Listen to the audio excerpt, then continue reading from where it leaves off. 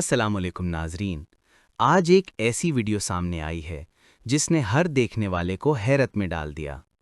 वाकया एक दुकान का है जहां एक मुसल्ला डाकू अचानक दाखिल होता है और दुकानदार पर तशद्दुद करते हुए जो कुछ भी उसके पास होता है सब छीन लेता है।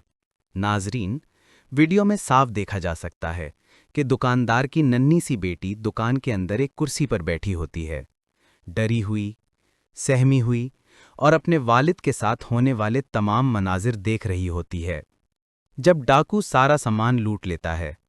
लेकिन नाजरीन, असल मंजर तब सामने आता है जब वो नन्ही बच्ची खौफ के आलम में अपने हाथ में मौजूद खाने की कोई चीज़ डाकू की तरफ बढ़ा देती है, जैसे कि कह रही हो, ये भी ले लो।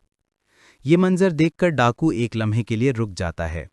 बच्ची की मासूमियत उसे छू लेती है और हैरान कुन तौर पर वो दुकानदार को उसकी तमाम चीज़ें वापस लौटा देता है।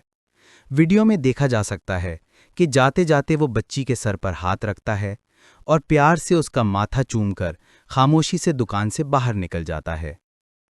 ये वाकया लोगों के दिलों को छू रहा है।